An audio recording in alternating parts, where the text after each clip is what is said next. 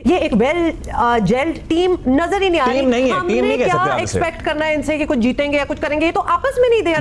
बांग्लादेश ने एकदम से उखाड़ के रख दिया हमारी बैटिंग लाइनअप को। लेकिन बाबर 77 बॉलें खेल गया, इतना जिसको कहते हैं स्लो खेल रहा था, और एट दी एंड जब टी होने वाली थी सेकंड लास्ट ओवर में शाकी की बॉल पे आउट हो गया। पहले ही कहा था ये वो काम उतारा है इसने कि इसका काम उतर जाएगा, क्रिकेट पे 50 करने को तरसेगा जब से तरस रहा है मेरे घंटे का। नंबर्स की गेम में ये पीछे नहीं है, सिर्फ वो ये रहा है क्योंकि पाकिस्तान को टेस्ट क्रिकेट में मार पड़ रही है, तो बाबर आजम जो है वो जब स्कोर नहीं करते हैं और पिछली 10-15 इनिंग्स में स्कोर नहीं किया तो वो ज्यादा एक्सपोज हो जाते हैं। स्पिनर ये नहीं खेल सकता, फास्ट बॉल ये नहीं खेल सकता, खड़ा ये नहीं हो सकता, बैट ये क्यों गिरा रहे हो उसको?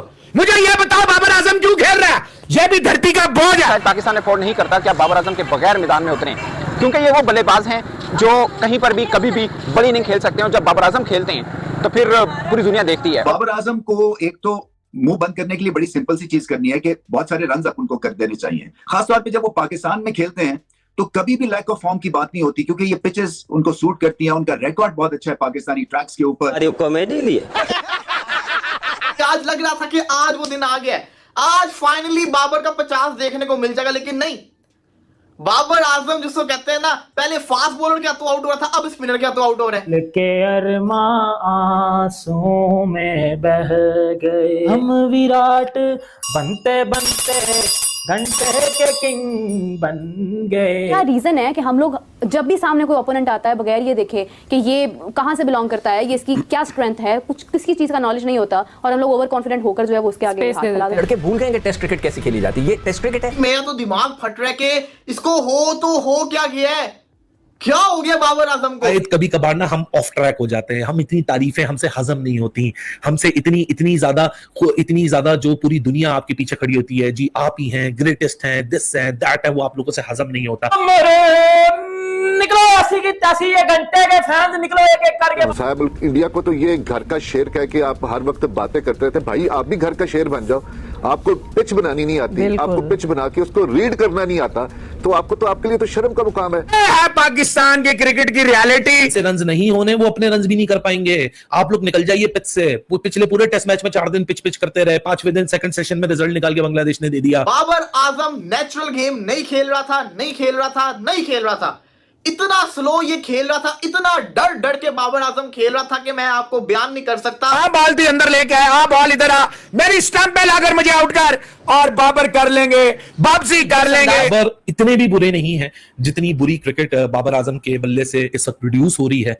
ऐसा लगना शुरू हो चुका है कि शायद बाबर आजम क्रिकेट खेलना भूल गए हैं। तुम लोग पागल के बच्चे हो यार, ये बाबर के जितने फैंस हैं सब लोग मुझे एक बात बताओ, तुम लोग को कितनी बार बोलूं मैं कि इससे तो जाहिल इंसान अपने जिंदगी में नहीं कर पाता कि बाबर ने बहन का रिश्ता दिया। ऐसा कौन सा काम किया बाबर ने कि उसने एकदम से उखाड़ के रख दिया हमारी बैटिंग लाइनअप को। लेकिन बाबर 77 बॉलें खेल गया, इतना जिसको कहते हैं स्लो खेल रहा था, और एट दी एंड जब टी होने वाली थी सेकंड लास्ट ओवर में शाकी की बॉल पे आउट हो गया। इससे पहले इतना बचा, लेकिन फिर भी आज लग रहा था कि आज वो दिन आ गया, आज फाइनली बाबर का 50 देखने को मिल जाएगा, लेकिन नहीं। बाबर आजम जिसको कहते हैं ना, पहले फास्ट बॉलर क्या तो आउट हो रहा था, अब स्पिनर क्या तो आउट हो रहा है। समझ से बाहर है कि भाई मेरा तो दिमाग फट रहा है कि इसको हो तो हो क्या गया है, क्या हो गया बाबर आजम को। मैंने एक चीज का जिसको कहते हैं नतीजा निकाला है, ये मैंने बात करनी थी, अगर बाबर आज 50 भी कर जाता तब भी मैं ये बात करता। बाबर आजम नेचुरल गेम नहीं खेल रहा था, इतना स्लो ये खेल रहा था, इतना डर के बाबर आजम खेल रहा था कि मैं आपको बयान नहीं कर सकता। मैं ये नोट कर रहा था कि बहुत डर के खेल रहा था। 31 रन, वो भी को 70-80 बालों पे, और 40 का स्ट्राइक रेट, और भाई फ्लैट ट्रैक के ऊपर भी मेरा बोबजी घंटा, मेरा बकरी उधर भी कुछ नहीं कर सका। बजा दिया पकड़ के भजन शाकिब उल हसन ने,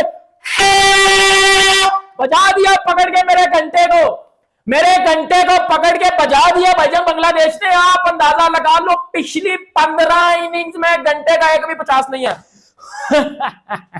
बहती हवा सा था वो, घंटा हमारा था वो, कहाँ गया उसे ढूंढो, हमको तो राहें थी चलाती, इसको जिम्बाब्वे की टीम चलाती, घंटे का अगर खुदा ना खास्ता बाबर दूसरी इनिंग में भी रन नहीं करते हैं, लेट्स अज्यूम के 50 भी नहीं करते हैं, तो क्या उनको इंग्लैंड के खिलाफ चांस मिलना चाहिए या नहीं मिलना चाहिए?